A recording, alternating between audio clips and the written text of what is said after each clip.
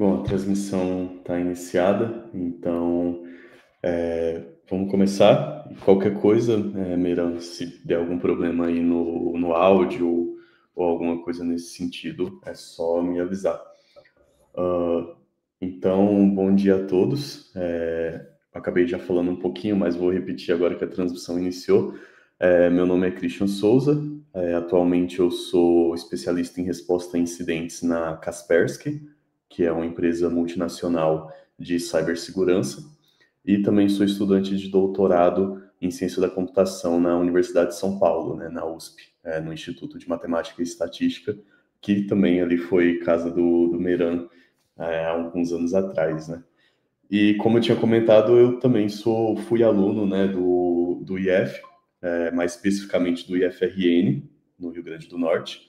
Então, eu fiz curso técnico integrado ao ensino médio, e fiz também minha graduação em rede de computadores lá. Aí depois entrei ali em mestrado, doutorado. Então, acho que da minha parte é isso. Agradeço novamente o convite. Espero que seja proveitoso essa atividade da gente. E, então, eu vou estar compartilhando alguns insights e algumas estatísticas que a gente tem na empresa, né, na Kaspersky, em relação a sequestro de dados, ransomware e alguns dos principais ataques que a gente pegou no último ano. Então, são algumas estatísticas bem interessantes. E no finalzinho a gente pode abrir também ali para eventuais dúvidas que vocês tenham e perguntas. Então, eu vou só pedir para projetar minha apresentação. Ok. Então, como vocês podem ver aí, o título da nossa palestra é Sequestro de Dados, Riscos, Impactos e Prevenção. Então, eu vou falar um pouquinho, inicialmente, sobre o nosso time da Kaspersky. Então, eu faço parte de um time global, então nós temos especialistas de todos os continentes, e esse time é chamado de Global Emergency Response Team. Então, o time global de resposta a emergências, respostas a incidentes. Então, nós somos um time totalmente distribuído. Aqui no Brasil, eu sou responsável por lidar com os casos dessa região, e nós falamos ali diferentes idiomas, né? Então, russo, inglês, espanhol, árabe, francês, português, italiano. Então, assim, principalmente, né, a questão do inglês, ela é fundamental. Então, para vocês que estão fazendo bacharelado, pensam em entrar nessa área, além do seu idioma nativo, ter ali o inglês é fundamental, né? E o nosso time ele é composto por profissionais que têm as principais certificações na área de cibersegurança do mercado. Então, essa imagem aqui do lado direito, ela mostra algumas das certificações que o nosso time possui. Então, querendo ou não, né, a área de segurança é uma área que exige que você tenha certificações, que você se mantenha atualizado e que você consiga demonstrar ali o seu conhecimento, tanto de forma teórica quanto de forma prática. Então, sem mais delongas, eu gostaria de apresentar para vocês algumas das estatísticas que a gente tem em relação aos incidentes. Claro que eu estou falando aqui de incidentes de forma geral. A gente vai entrar na parte ali de sequestro de dados e ransomware em alguns momentos. Mas é importante a gente ter essa contextualização a respeito da geografia dos incidentes cibernéticos no último ano. Então, como vocês podem ver aqui, a nossa região, a região das Américas, incluindo ali a América do Norte e do Sul, ela foi responsável ali por 10% dos incidentes que a gente capturou no ano passado. Ou seja, de todos os incidentes no mundo, 10% vieram da nossa região. E o Brasil, ele tem ali um número bem expressivo desses 10%, obviamente, né? Em relação aqui à América Latina, nós somos o país que possui ali o maior número de ataques cibernéticos registrados nos últimos anos. A gente vem liderando isso com bastante proeza, né? Então, 10% dos incidentes ocorreram na nossa região. 51% dos incidentes aconteceram ali na região da Rússia e dos países da CIS, né, da Commonwealth of Independent States.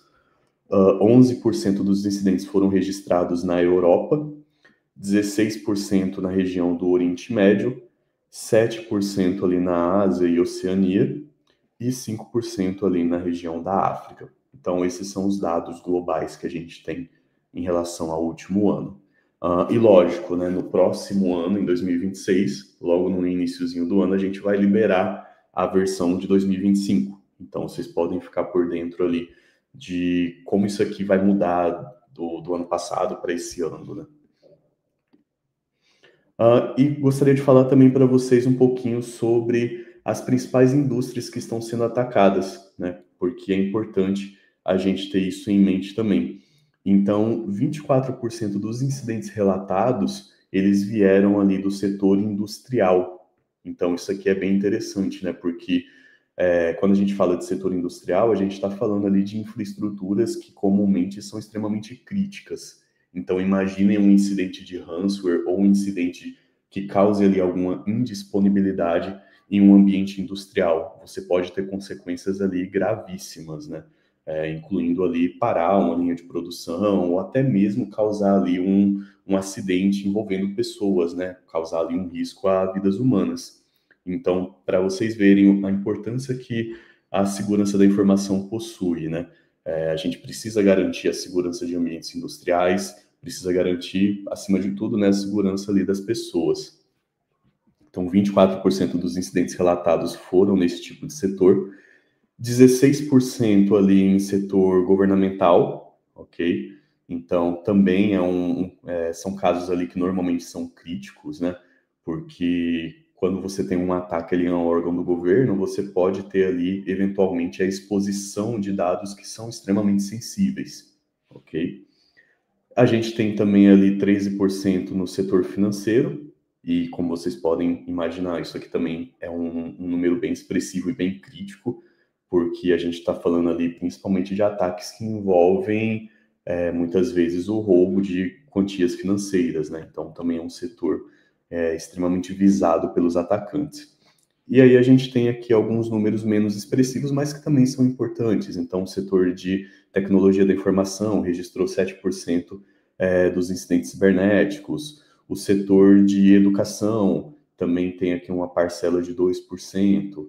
Telecomunicações, 4%. O setor de saúde, então imaginem um hospital que teve ali um ataque de ransomware e acabou tendo dados exfiltrados. Então, dados de saúde, que também são extremamente críticos, acaba expondo muito sobre determinadas pessoas. Então, todos esses casos aqui, eles mostram para a gente que os atacantes, eles estão visando diferentes setores e que é importante a gente garantir a segurança. No ano passado, a gente também teve algumas ameaças descobertas pelo nosso time. Então, eu vou falar sobre algumas delas aqui, mas no ano passado a gente identificou ali basicamente 5 novas ameaças. Isso ao redor do mundo. E lógico que na América Latina a gente descobriu algumas ameaças que foram criadas aqui. Então, por exemplo, no ano passado a gente descobriu uma família de ransomware que se chama ShrinkLocker. Esse foi o nome dado pela gente devido às características desse ransomware. Então, basicamente, esse ransomware ele utiliza tecnologias que já estão embutidas ali no sistema operacional para causar dano. E é uma coisa até bem inteligente por parte do atacante. Daqui a pouco a gente vai falar sobre ele. A gente também descobriu uma campanha envolvendo cripto, né, chamada Tusk. Nós identificamos ali uma exploração em larga escala por por uma CVE específica que afetava ali o Fortinet. Nós identificamos uma variante de malware chamada El Paco, então é uma família de malware bem interessante. E nós descobrimos também um novo malware chamado Emir, que é um malware extremamente stealth que utilizava de algumas técnicas que a gente nunca tinha visto antes nessa categoria de malware. Então, eu vou falar sobre algumas dessas ameaças aqui ao longo da apresentação, mas se vocês tiverem interesse, vocês podem visitar o nosso portal securelist.com e visualizar ali, ler com mais detalhes cada uma dessas análises. Então, basta acessar o portal, pesquisar algum desses nomes aqui, que vocês vão ver ali com todos os detalhes cada uma dessas análises. Então, eu vou começar falando também aqui um pouquinho sobre quais são os principais motivos pelos quais as empresas estão solicitando serviços de resposta a incidentes. E como vocês podem ver aqui, uma coisa que é comum em todas as regiões, em todos os continentes, é justamente aqui a questão de dados encriptados, ou seja, dados ali que foram sequestrados, criptografados com uma chave que você não conhece e que você teoricamente precisaria pagar ali uma quantia financeira, normalmente em bitcoins, justamente pela questão ali de não rastreabilidade, né? Você teria que pagar uma quantia financeira para poder ter acesso aos seus dados novamente. Então, esse é um ponto interessante porque todas as regiões do planeta estão sofrendo esse tipo de ataque. Então, como vocês podem ver aqui, inclusive é um número bem expressivo. Então, por exemplo, 23% dos incidentes na região da Rússia e Commonwealth of Independent States foram ali em relação a arquivos encriptados. No Oriente Médio, né, 2,5% dos casos tiveram ali algum arquivo encriptado. Na Europa, esse número foi de 4%. Na nossa região, né, das Américas, a gente foi o segundo continente ali com mais casos ali de arquivos encriptados.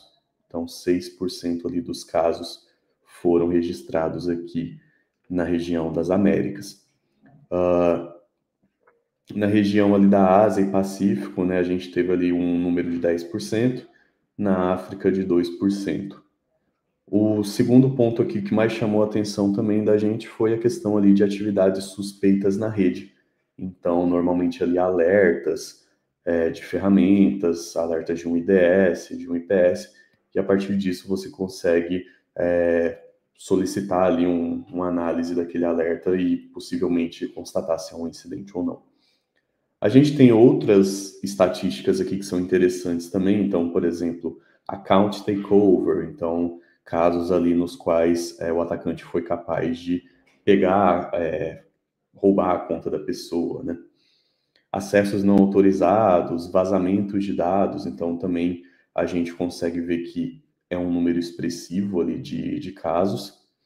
Roubo ali financeiro, né? A gente também teve esse tipo de caso no ano passado, alertas de ferramentas de segurança, e-mails suspeitos. Então, por exemplo, você recebe um e-mail suspeito, você precisa de uma análise daquilo para verificar se existe um anexo malicioso, se era uma tentativa de phishing, etc.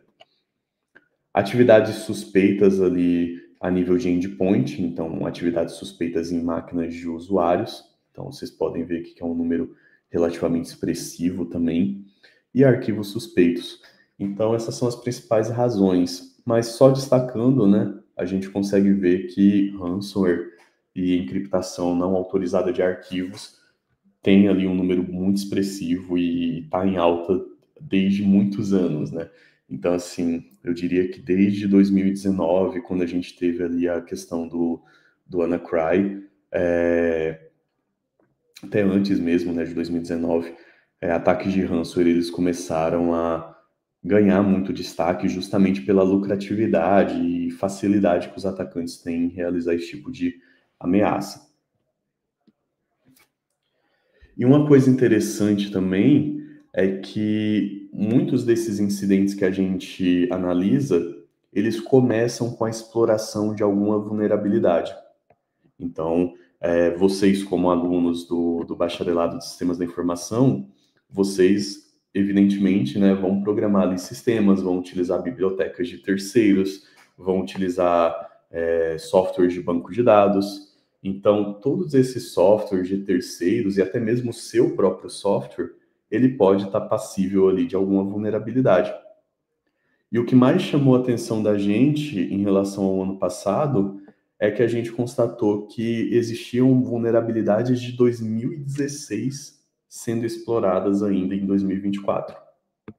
Então, isso mostra que muitas empresas não fazem ali um patch management, ou seja, não gerenciam ali os seus pacotes de forma adequada.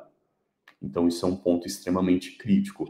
vocês como programadores, como administradores de sistema, precisam se atentar a isso, né? Porque se você tem um software que possui ali alguma vulnerabilidade, por exemplo, um XSS, um SQL injection, e você joga isso para ambiente de produção, com certeza alguém vai tentar explorar.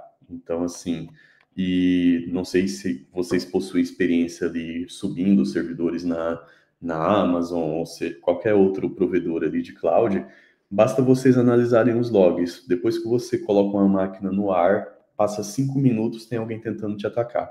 Nem que seja fazer um scan ali nas portas da sua máquina para ver o que tem aberto. Então, assim, é importante a gente fazer o hardening das nossas aplicações, dos nossos servidores, justamente para evitar esse tipo de coisa. Então, isso aqui é um dado bem alarmante, né? Você teve uma vulnerabilidade de 2016, que com certeza ali já tem um patch disponível sendo explorada em 2024. E a gente tem outras vulnerabilidades também aqui, 2017, 2019, 2020, 2021, todas elas sendo exploradas ali em anos mais recentes. Muitas dessas vulnerabilidades, né, elas estão relacionadas ali a vulnerabilidades do Windows, algumas vulnerabilidades ali de SSH, vulnerabilidades relacionadas ali a Fortinet. Então, se vocês entendem esses nomezinhos, vocês vão conseguir pesquisar ali e achar mais detalhes. E quais foram as principais tendências em 2024? A gente constatou que houve um aumento ali expressivo no uso de contas válidas, pelo que a gente chama de Initial Access Broker, ou seja, atacantes que conseguem acesso a determinadas contas de uma organização e vendem esses acessos para outros hackers. Então, a gente está vendo que isso está se tornando uma tendência bem comum ali em 2024 e esse ano também. Então, assim, existem grupos que já são especializados em conseguir acesso a determinadas contas. Então, por exemplo, usuário@empresa.com, senha 123456, né? Estou dando um exemplo, lógico. Então, eles são especializados em obter credenciais válidas e vender para outras pessoas maliciosas realizarem seus ataques. Então, muitos dos ransomwares que a gente captura, eles possuem ali arquivos de configuração que estão embutidos dentro deles, que possuem esses dados. Então, a gente consegue, inclusive, saber qual foi a pessoa da empresa que teve a sua senha comprometida. Então, isso está se tornando uma tendência nos últimos anos. E, assim, se a gente for parar para pensar, né, é um mercado bem lucrativo, porque um atacante ele pode comprar uma credencial, vamos supor, por R$1.000, lógico que eu estou só fazendo uma suposição, e ele vai fazer um ataque ali que vai causar um prejuízo de R$100.000, né? Então, para a vítima teria que pagar R$100.000 ali para ter acesso aos seus dados novamente. Então, assim, se em um caso ele conseguir esses R$100.000, ele já sai no lucro. Então, para vocês verem que é um mercado do mal e que tem ali uma certa procura por parte dos atacantes. A gente constatou também que ataques de ransomware eles continuam crescendo ao longo dos anos. Então, houve ali um aumento de 8,3% em 2024 em relação a 2023. Tanto de famílias ali conhecidas, por exemplo, Lockbit, Babook, Phobos, e também a gente constatou novas famílias de ransomware como ShrinkLocker e o Ymir. E a gente constatou também que houve ali, em cerca de 22% dos casos, o uso de ferramentas justamente para a extração de credenciais, por exemplo, ali o Mimikatz. Então, é muito comum que os atacantes, depois de conseguirem acesso inicial à sua infraestrutura, eles rodem ferramentas para procurar senhas. Por exemplo, aquelas senhas que você salva no seu browser. Aquele tipo de coisa não é salvo de forma segura. Então, se vocês fazem isso, eu recomendo pararem de fazer imediatamente. O ideal é sempre usar um cofre de senhas. Então, é muito comum a gente ver o uso de ferramentas ali para extrair senhas de browser, para extrair senhas ali que estão, senhas de RDP que estão salvas em algum lugar, senhas de SCP, e a gente tem uma ferramenta que é bem conhecida, que é o Mimikatz, que serve para extrair credenciais que estão ali em memória. Então, se o atacante ele consegue invadir uma máquina ativa, ele vai rodar essa ferramenta para tentar extrair alguma credencial ou algum hash que esteja ali em memória. E em alguns ataques, a gente consegue só com o hash da senha, que é o que a gente conhece como pass the hash, a gente consegue apenas com o hash fazer movimentação lateral para outras máquinas na rede. Então, são casos ali bem críticos. E aí a gente tem um caso que é bem interessante do ano passado, que é o caso do Ymir, que é um ransomware que nunca tinha sido capturado por nenhuma outra empresa e que a gente identificou em um ataque na nossa região das Américas, né, especificamente ali na Colômbia. Então, a gente teve ali um alerta inicial a partir do dia 31 de agosto. Muitos sistemas ali alertaram essa detecção, mas eles não estavam propriamente protegidos. Alguns scanners foram utilizados ali pelo atacante para descobrir outras máquinas na rede. O atacante também usou ali o INRM, né, para criar sessões SMB. O sample, o artefato malicioso, a gente conseguiu recuperar ele somente um tempo depois, por meio ali de uma caça mesmo de IOCs, usando uma regra Yara. E aí a gente conseguiu coletar esse artefato, analisar, e a análise confirmou que era um artefato novo. A gente vai falar um pouquinho mais sobre ele em alguns instantes. Só destacando aqui algumas ferramentas que são comumente utilizadas pelos hackers, então a gente constata ali que com certa frequência eles utilizam Mimikatz, eles utilizam PSExec. PSExec é uma ferramenta usada para fazer principalmente movimentação lateral, sair de uma máquina para outra. Curiosamente, essa ferramenta ela é legítima, ela é uma ferramenta de manutenção, de suporte ali que administradores de rede podem utilizar. É uma ferramenta que foi desenvolvida, inclusive, pela Microsoft. Só que ela pode ser usada também para fins maliciosos. Atacantes comumente utilizam ali o Network Scanners para escanear outras máquinas na rede, NGROC para fazer tunelamento, Ndesk para controlar a máquina de forma remota. Com uma certa frequência também, em média, a gente consegue identificar ferramentas como o ProcDump para fazer dump de processos, PowerShell, Inpacket, que também é bem usada para fazer movimentação lateral, outras ferramentas ali de scan. E, de certa forma, ali, raramente a gente consegue ver algumas outras ferramentas, como o Process Hacker, Nmap, a outra ferramenta de scan. Esse Lasagne, ele é usado para fazer justamente extração de credenciais que estão armazenadas em browsers e em vários outros artefatos. Então, como vocês podem ver aqui, a gente tem uma ampla gama de ferramentas que os atacantes podem utilizar. E aí eu vou falar de alguns ransomwares agora que a gente vem vendo nos últimos anos. Então, a gente tem algumas ameaças recentes que são bem interessantes. Então, por exemplo, o Medusa, ele é uma categoria de ameaça que opera como Ransomware as a Service. Então, o que isso significa? Os atacantes, eles possuem ali um site na Darknet, onde qualquer pessoa que tenha acesso ali àquele endereço pode entrar nesse site e solicitar uma versão customizada do ransomware. Então, literalmente um ransomware como um serviço. Assim como a gente tem ali software as a service, existe também ali ransomware as a service. Então, você entra nesse site e solicita ali todas as características que você quer que o ransomware tenha. Então, eu quero que ele encripte apenas arquivos do PowerPoint, Excel, Word, imagens e vídeos eu não quero que ele encripte, por exemplo. Então, você consegue solicitar nesse nível de granularidade os detalhes que você quer a respeito do ransomware. Então, é bem interessante, né? E bem maligno mesmo. Então, você consegue solicitar esse tipo de coisa, você consegue, se tiver alguma credencial válida que você conseguiu em algum ataque, você consegue jogar essa credencial dentro do ransomware também.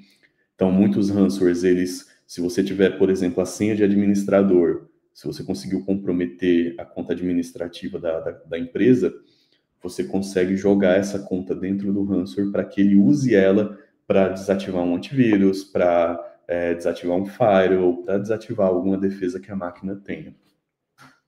Então, o Medusa ele ganhou bastante notoriedade no último ano, e ele é focado ali em ambientes Windows. A infecção normalmente acontece ali por meio da exploração de algum serviço vulnerável e por meio também da utilização de alguma conta válida.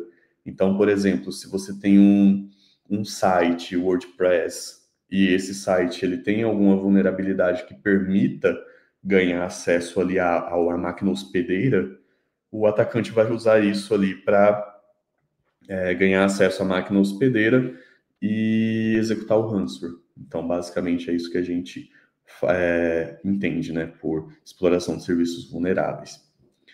Ele faz o forte uso ali de LOL-beans. Então, o que são LOL-beans? São binários ali, que é o que a gente chama de living off the land.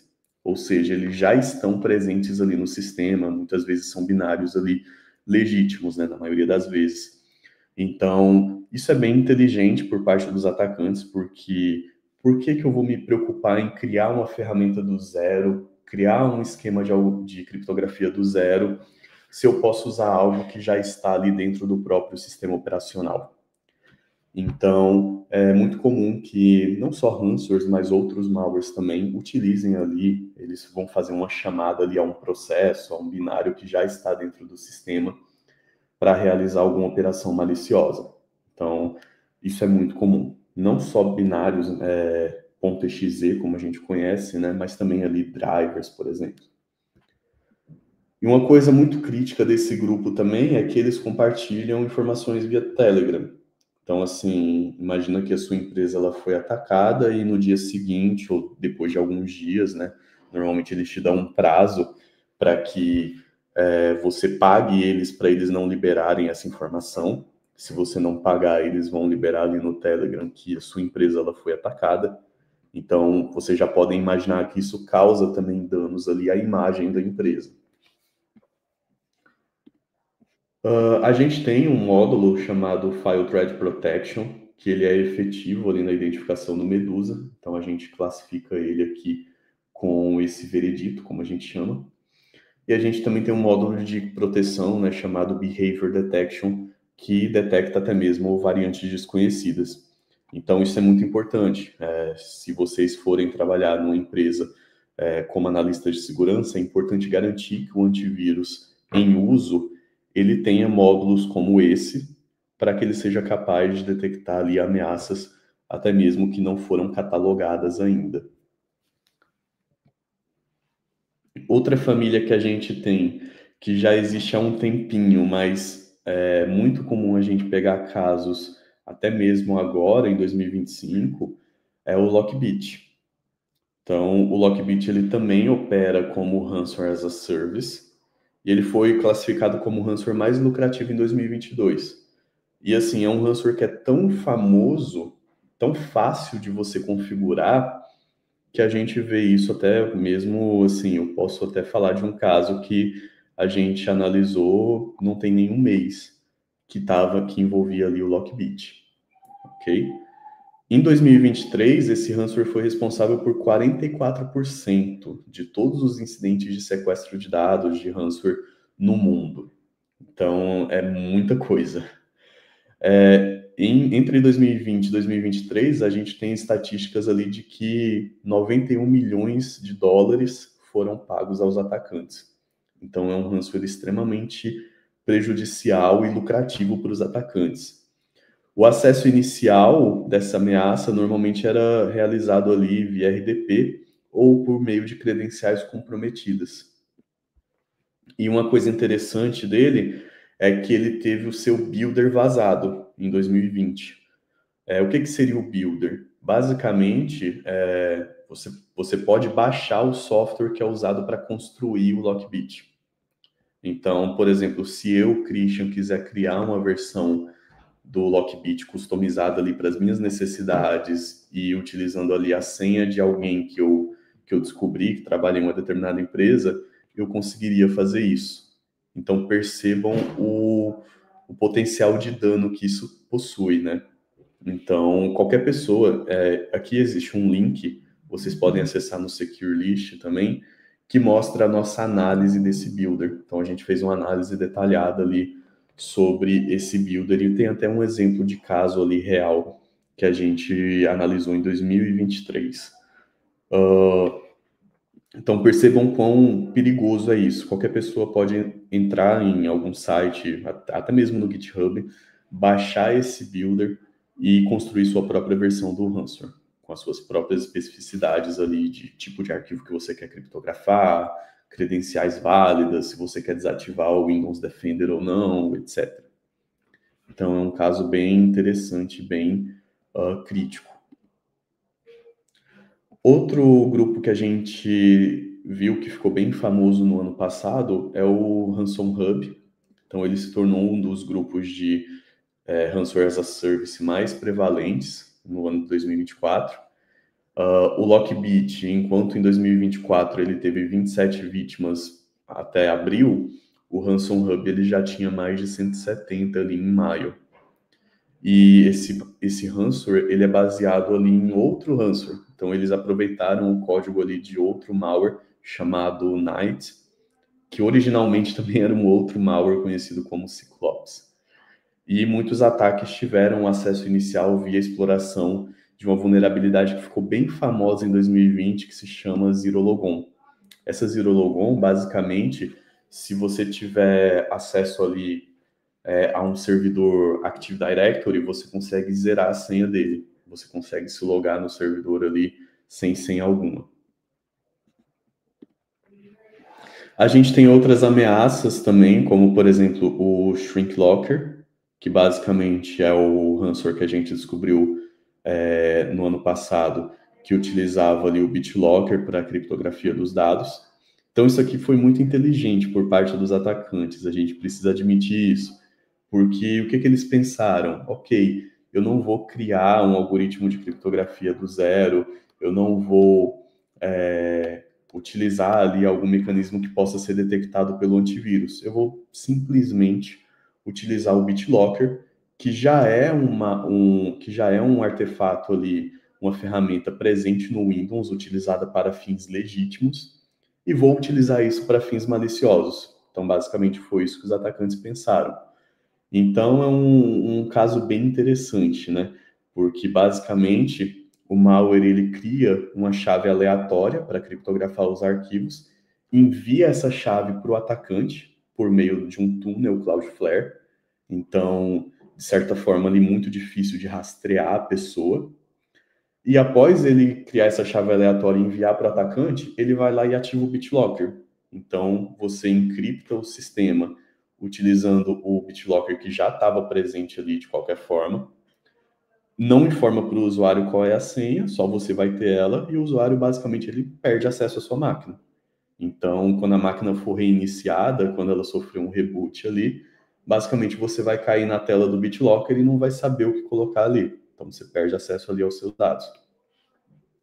E o interessante é que esse ransomware ele foi feito utilizando ali a linguagem VB-Script, que é uma linguagem que hoje ela, para uso geral, ela já está quase morta. Então, é uma ameaça que era extremamente difícil de ser detectada. Na época que a gente analisou, existiam pouquíssimos antivírus, além do nossos, detectando essa ameaça. Então, realmente era um artefato ali difícil de ser detectado. E ele se adapta à versão do sistema operacional. Então, se for um Windows 7, ele vai fazer determinadas operações, se for um Windows 10, ele vai fazer outras, se for um Windows Server, ele vai fazer outras. Então, ele tinha essa granularidade ali a respeito do sistema operacional. E a gente identificou casos ali no México, na Indonésia e na Jordânia. E também os ataques eles eram principalmente direcionados aos setores industriais e também de fabricação de vacinas. Então, é até um tanto quanto curioso, né? E os nossos produtos hoje, eles detectam esse malware com esse veredito aqui. Então, Ransom, VBS, Shrinklocker. Outro ransomware que a gente capturou também no ano passado foi o Ymir, que ele é um ransomware bem stealth, e ele utiliza um algoritmo conhecido como SHA-20, SHA-20, para encriptação dos dados. E esse algoritmo ele é inclusive mais rápido do que o estado da arte que a gente tem hoje em termos de criptografia, que é o AES, Advanced Encryption Standard. E a gente tem uma análise ali bem completa dele no nosso blog. E no momento que a gente fez essa pesquisa, apenas 9 soluções de segurança, né, ou seja, Kaspersky mais 8 soluções ali estavam detectando essa ameaça. Então, é um ransomware que também era ali de difícil detecção. Outra ameaça que a gente pegou no ano passado também foi o El Paco, que é uma variante de um outro ransomware chamado Mimic. Ele faz o abuso de uma biblioteca chamada Everything. Basicamente é uma biblioteca que permite que você busque arquivos dentro do sistema operacional de forma mais rápida.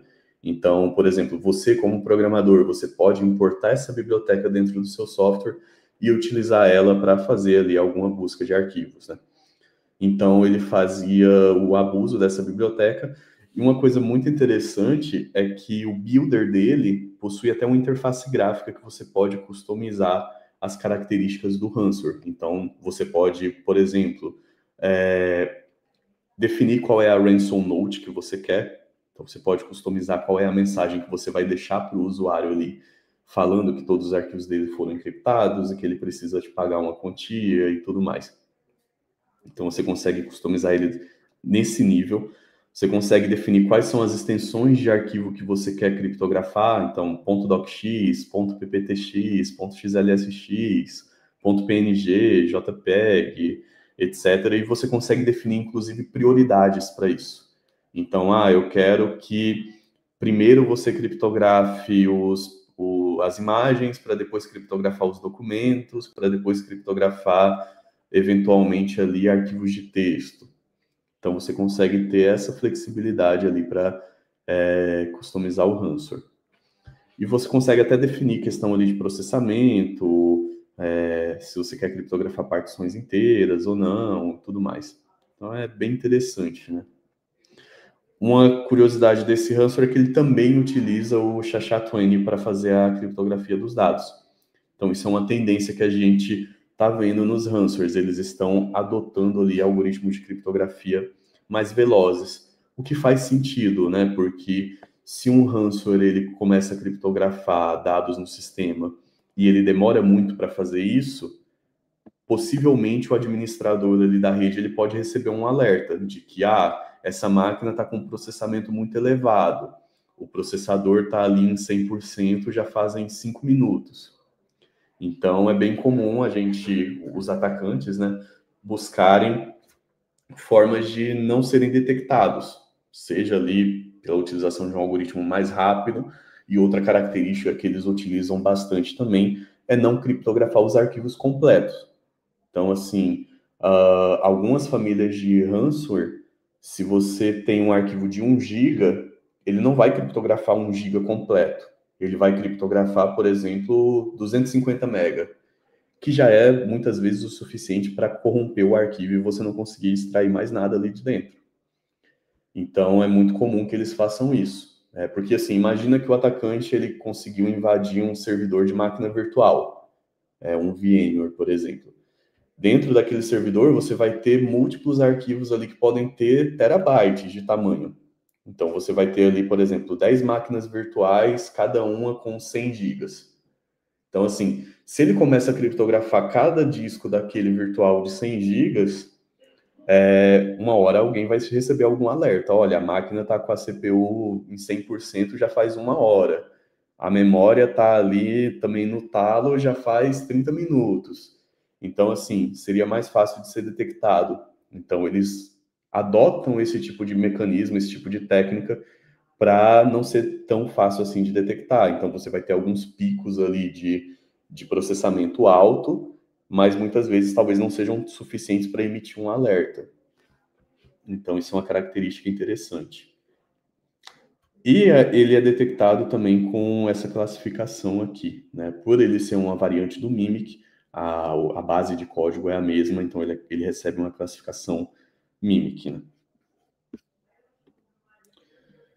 E aqui agora eu vou dar algumas recomendações para vocês. Então, como a gente falou no início da apresentação, a gente tem aqui alguns dados interessantes. Então, exploração de aplicações públicas, né? Seja um website, um serviço ali de SaaS, eles corresponderam ali a 39% dos casos que a gente registrou. Uso de contas válidas e também relações ali de confiança, 31% e 12%, respectivamente. Phishing e acesso remoto a serviços, 9,8 e 3,9, respectivamente. Então, se você quer se proteger disso, quais são as recomendações que a gente tem para vocês? Então, implementar uma política de senhas robusta e dar preferência também ali à utilização de um segundo fator de autenticação. Hoje em dia a gente já até fala também de utilizar ali passkeys, né? Que são mecanismos mais seguros do que senhas.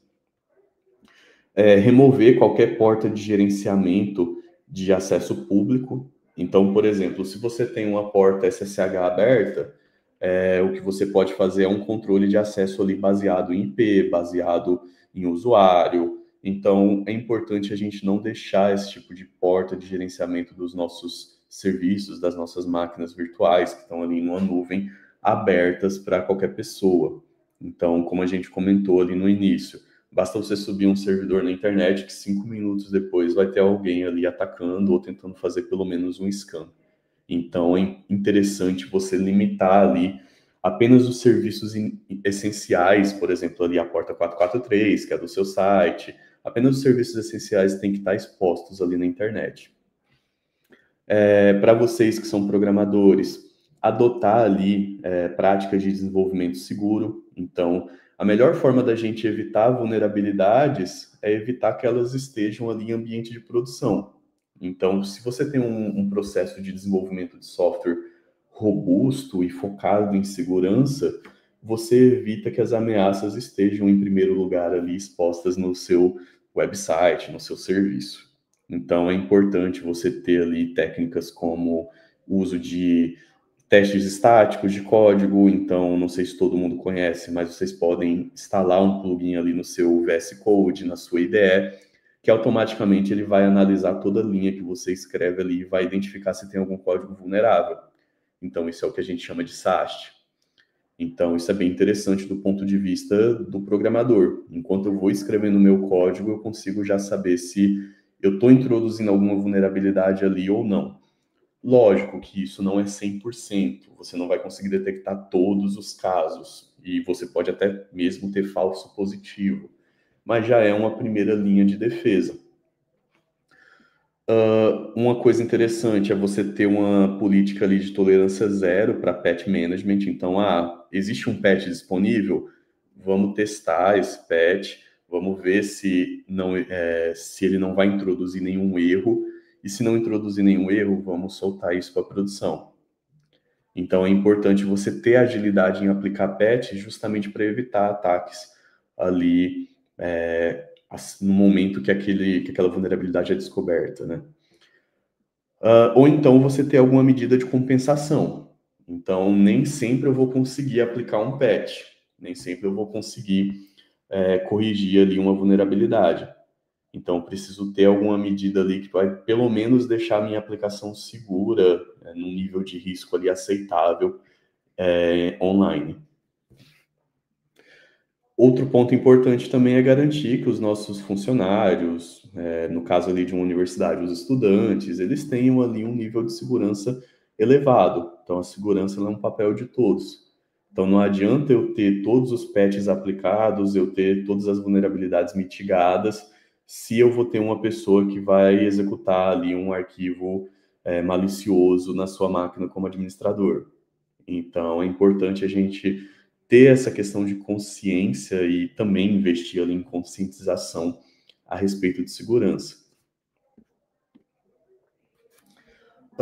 Como a gente comentou, existem muitas ferramentas que são usadas pelos atacantes durante seus ataques. Então, Mimikatz, PSExec, softwares de scan de rede, Ndesk, ferramentas para dump de processos, etc. Então, é importante, dentro da sua infraestrutura, você ter regras ali para detectar esse tipo de ferramenta em uso. conduzir ali também compromise assessments, como a gente chama, que é para verificar se já houve algum comprometimento anterior na sua infraestrutura. Ter uma ferramenta ali como um EDR, né, Endpoint Detection and Response, capaz de gerar telemetria para que você consiga detectar qual máquina tem aquela ferramenta e se ela está presente também em outras máquinas. Então, por exemplo, a gente tem casos aqui na Kaspersky, no qual as nossas ferramentas elas foram capazes de detectar uma determinada ferramenta maliciosa em uma máquina, e a partir daquele hash a gente conseguiu identificar todas as outras máquinas na rede que também possuíam aquela ferramenta. Então, isso é um ponto muito importante.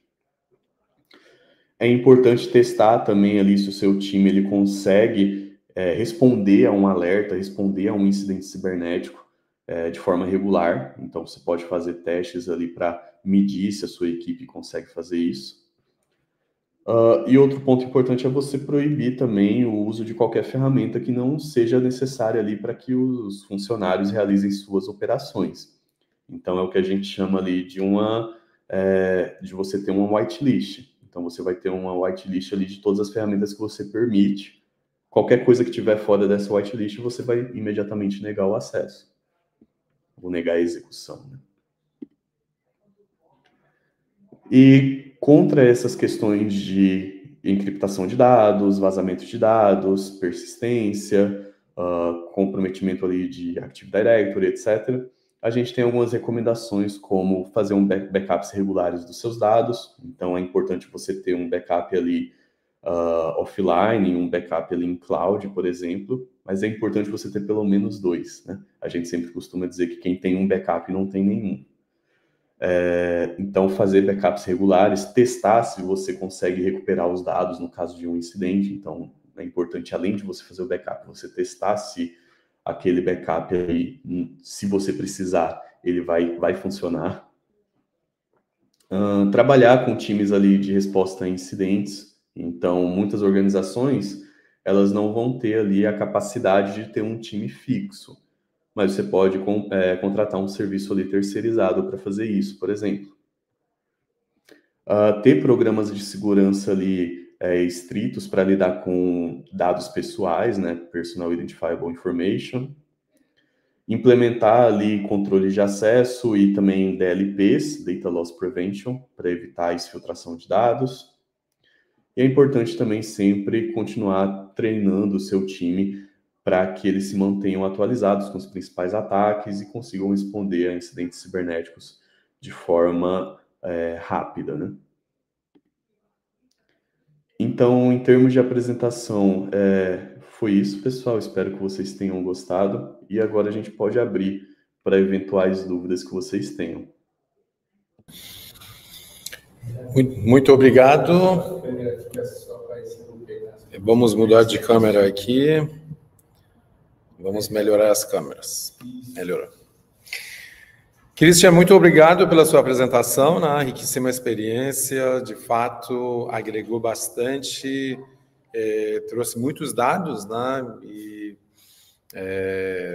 alguns dados são assustadores, mas é a realidade que a gente tem e precisamos cada vez mais prevenir. Um ponto que chamou a atenção, antes de eu abrir para as perguntas, tem algumas perguntas aqui, você comentou do desenvolvimento seguro. Ontem, coincidentemente, nós tivemos também uma palestra com o diretor de tecnologia do ICOMEX, da área de desenvolvimento seguro, que ele deu algumas dicas, trouxe também alguns casos complexos que envolve o ecossistema deles, as preocupações. Então, ele comentou um pouco sobre o desenvolvimento seguro, que você também comentou, né? Então, aqui nós temos duas perguntas, primeiro vou ler as perguntas que tem no YouTube, depois abro para a plateia aqui, a gente tem uma plateia aqui também, né? No YouTube a gente tem uma pergunta do professor que está comentando: há registros de 2% de ataques na área de educação. O que um agente malicioso busca em uma instituição de ensino? Tá, é uma ótima pergunta.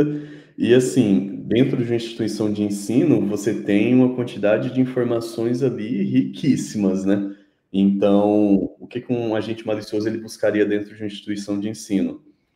dados pessoais, então você vai ter registros ali de estudantes, então nome completo, CPF, data de nascimento, nome da mãe, nome do pai, endereço. Então, assim, só com essas informações, um atacante ele já conseguiria usá-las ali para fazer um phishing, para fazer muitas vezes ali também algum tipo de operação ali envolvendo esses dados, por exemplo, comprar uma casa, financiar um carro, usando dados ali de outra pessoa, né? Lógico que eu estou dando exemplos ali muito, um pouco exagerados, né? Mas essas informações, elas certamente poderiam ser usadas ali para fazer um ataque de phishing, obter ali mais informações ou fazer algum uso indevido ali da identidade da pessoa, né? Muitas vezes dentro de um sistema acadêmico, você vai ter ali imagens também ali, foto da pessoa, você vai ter muitas vezes uma foto ali da carteira de identidade, da carteira de motorista. Então, eventualmente, um atacante ele poderia pegar esses dados e usá-los ali em outros ataques.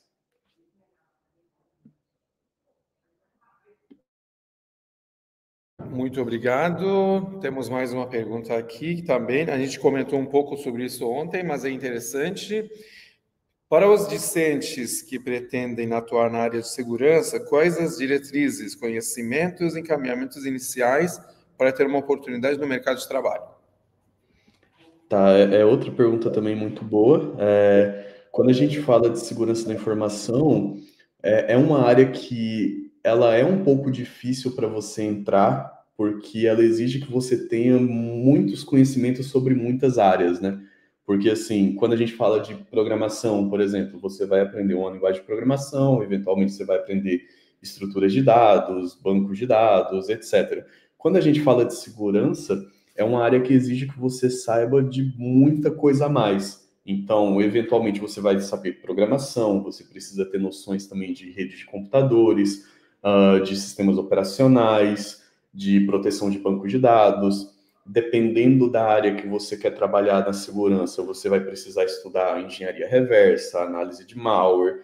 Então, assim, é muito de você definir o foco. Então, você precisa definir o foco ali. Eu quero trabalhar com segurança ofensiva. O que eu preciso estudar? Exploração de aplicações web, exploração de banco de dados, exploração, desenvolvimento de exploits. Então, segurança ofensiva.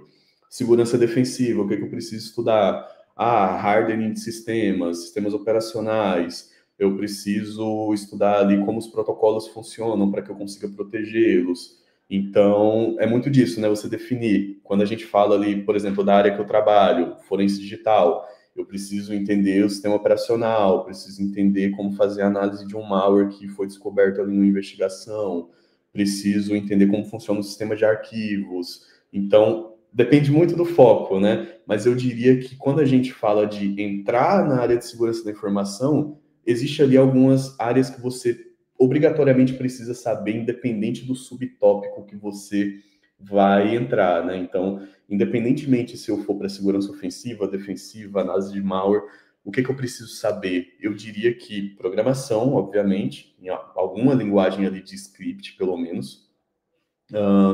Entender os protocolos de rede de computadores é muito importante também, para que você tanto consiga atacar se você for para a área de ofensiva, quanto defender se você for para defensiva.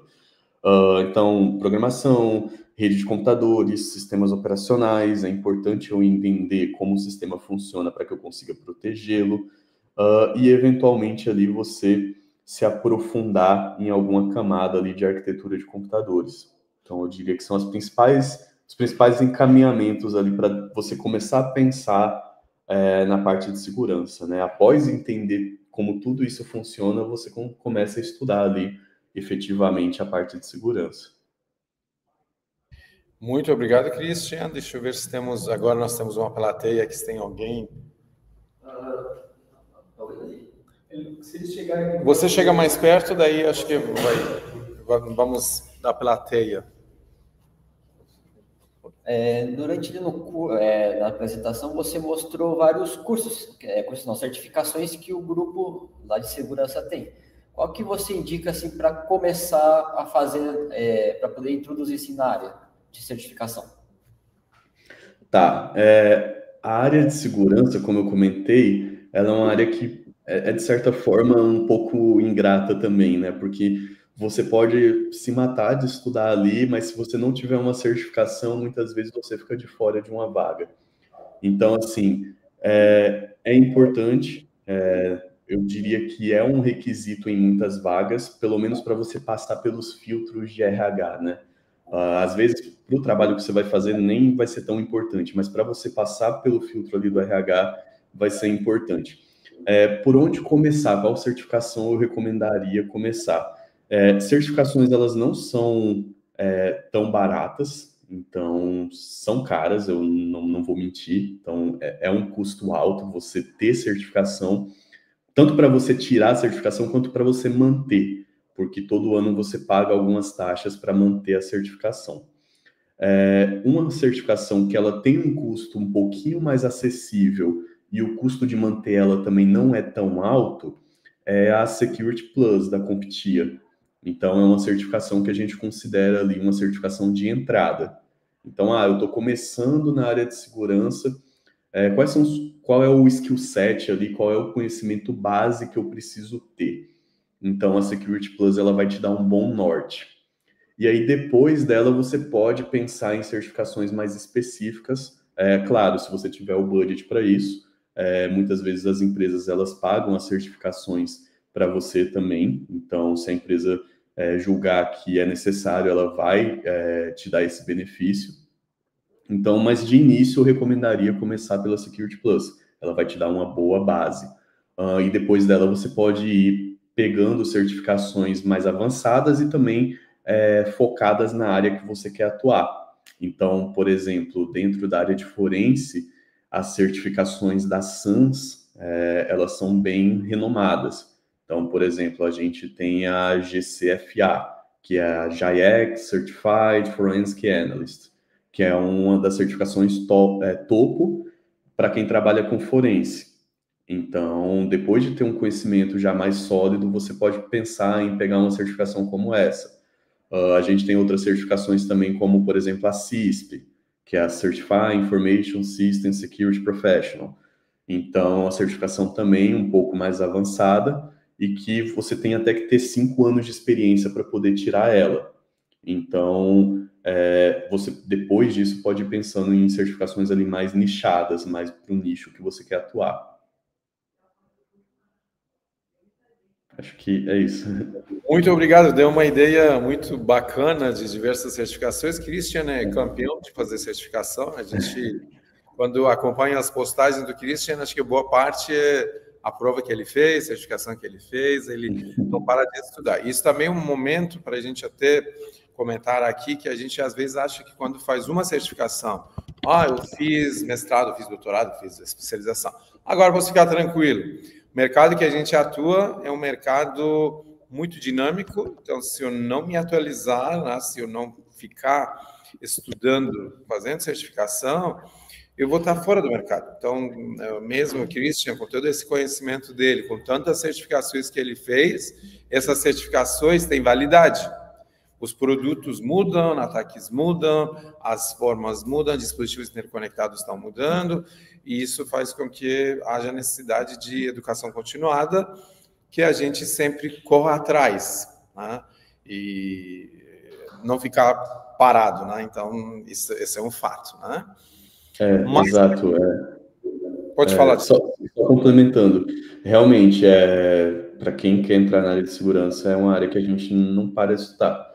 E sempre vai ter alguma certificação nova que vão lançar, sempre vai ter alguma coisa nova. As certificações, elas têm ali um prazo de validade, normalmente varia de 3 a 5 anos, algumas são 3, outras são 5, outras são 4, mas normalmente é isso. Eu já vi certificações até que tinham 2 anos só de validade.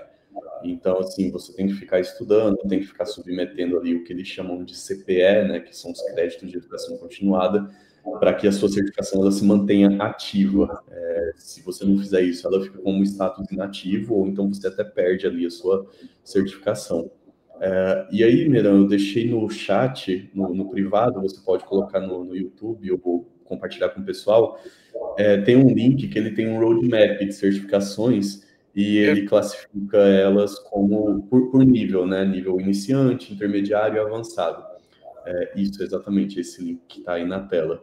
E aí vocês podem acessar e ter uma noção também de quais são as certificações nessa área e classificar e ranquear pelo nível de dificuldade também. Com certeza, muito obrigado. Nós temos mais uma pergunta aqui. Você comentou sobre o Lockbit e o Medusa serem vendidos como um ransomware as a software, as a service, desculpa.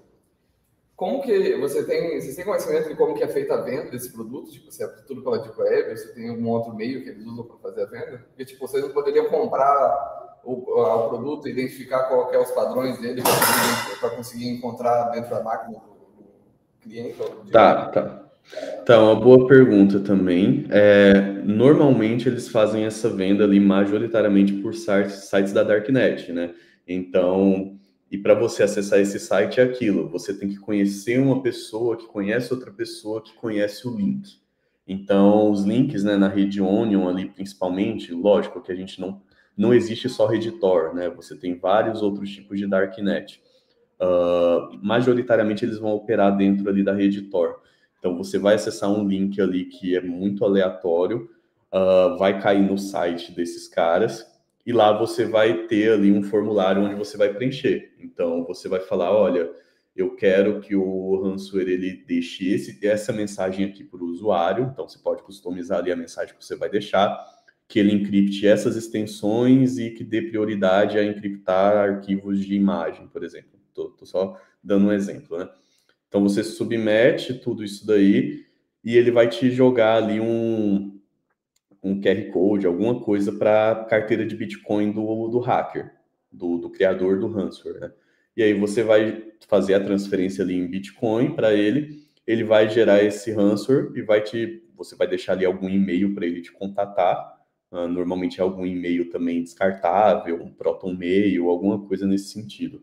E aí ele vai te jogar o arquivo ali do ransomware. Ele vai te jogar ali um arquivo zip criptografado, protegido por senha, que vai conter ali o ransomware. E aí, o que você vai fazer com esse ransomware ali já não interessa mais ele. Então, normalmente é dessa forma. Como que a gente detecta isso? Como você comentou, né? É uma família de ransomware. Então, independentemente de quantos forem gerados, eles vão ter algumas características ali específicas dessa família. Então, strings de texto, importações que aquele malware está fazendo, operações que ele executa ali em sequência, que é o que a gente chama ali de behavior, então o comportamento dele. Então, a partir dessas características, importações de biblioteca, strings, comportamento de rede, IPs que ele vai se contatar, a partir disso a gente consegue criar uma regra que seja genérica o suficiente para detectar variantes desse malware em diferentes máquinas. Então, é dessa forma que acontece a detecção. Perfeito. Temos mais duas perguntas aqui. Um do Luiz, que fala, Christian, para a segurança da informação, embora você já comentou um pouco, né? Ele diz, Christian, para a segurança da infraestrutura, acredita que a CCNA Security Plus são boas certificações para iniciar? Na minha opinião, sim. A Security Plus, como eu comentei, ela vai te dar uma base geral de segurança e a CCNA ela é uma certificação focada ali em rede. Então, são características de um bom profissional ali na área de infraestrutura, né? Ele precisa saber redes e precisa saber segurança. Então, eu diria ali que, como um starting point, um ponto inicial ali, são sim boas certificações. Certo, obrigado. Professor, tem uma pergunta também? Bom dia, Christian. Prazer em conhecer o Bruno virtualmente. Para que fique um pouco mais claro, de repente, até para os nossos discentes, como é que tu vês o mercado de trabalho na área de segurança atualmente? Obrigado. Tá, ok. É uma boa pergunta também. O mercado de segurança ele está bem aquecido. E, na minha opinião, é um mercado que sempre vai existir, porque, independentemente de como as tecnologias evoluam, a gente sempre vai precisar de segurança para essas tecnologias, né? Então, assim, eu diria que hoje em dia muita gente me pergunta isso, na verdade. Eu devo migrar para a área de segurança sendo programador? Eu sempre falo que depende, porque hoje em dia o pessoal tem muito medo, né, da IA e de que ela vai substituir os programadores e etc. Mas eu diria que, assim, hoje em dia as áreas em alta de TI, elas são justamente cibersegurança e também ali a questão de IA. Então, assim, se você não quer trabalhar com segurança, mas quer trabalhar com programação, você trabalhar sendo um programador ali dos modelos de IA, você vai ter um emprego ali garantido, né? E a mesma coisa acontece ali com a área de segurança. Você sempre vai precisar de um profissional ali para proteger os seus sistemas. Então, eu diria que a princípio é isso. Muito obrigado. Respostas sempre bem convincentes, bacanas, né? Mais perguntas? Temos mais uma pergunta do João, que está vindo aqui fazer pergunta. Há uns anos atrás, no caso, teve muitos ataques a pequenas empresas aqui no Brasil. Como um programador independente, com recurso limitado, o que você acharia melhor para investir em segurança dessas pequenas empresas, com softwares apenas delas, sem ser grandes redes? Tá, ok. Realmente, quando a gente fala de pequenas empresas, pequenas e médias, né, as PMEs, você normalmente vai estar operando ali com um budget mais limitado. Então, o que eu diria que é importante nesses casos? Você, desde o início, já adotar a prática de desenvolvimento seguro. Então, assim, eu já tenho um budget limitado, então eu vou começar a programar de forma segura desde o início. E aí eu posso adotar tanto tecnologias open source para proteção do meu software, para proteção do meu sistema, ou investir ali em soluções privadas que possuam opção ali para pequenas e médias empresas. Então, por exemplo, dentro da Kaspersky, a gente tem ali os produtos de antivírus que são focados em SMB, né, que é Small and Medium Business. Então, pequenas e médias empresas. Obviamente, são produtos que vão ter um valor ali, um custo menor.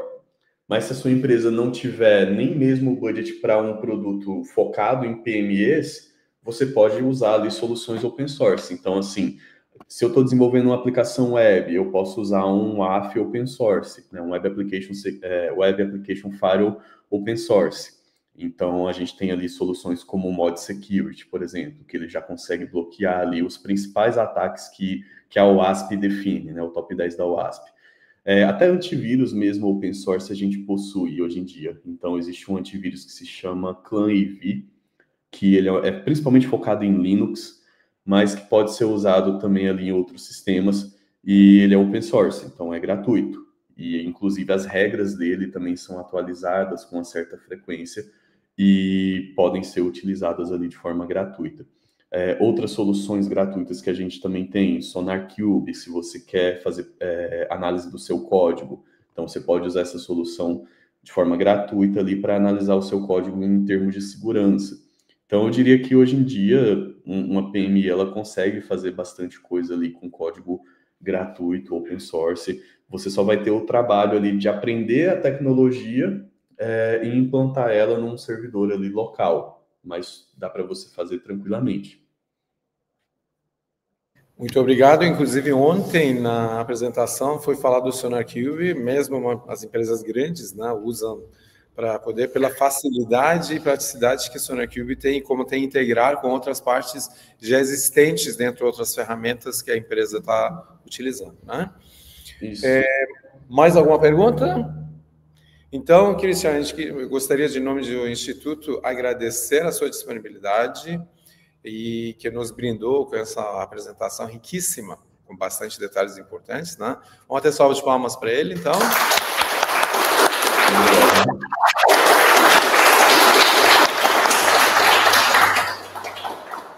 Desejamos vê-lo em breve em outra apresentação, né, que poder contar com a tua experiência. Muito obrigado, querido.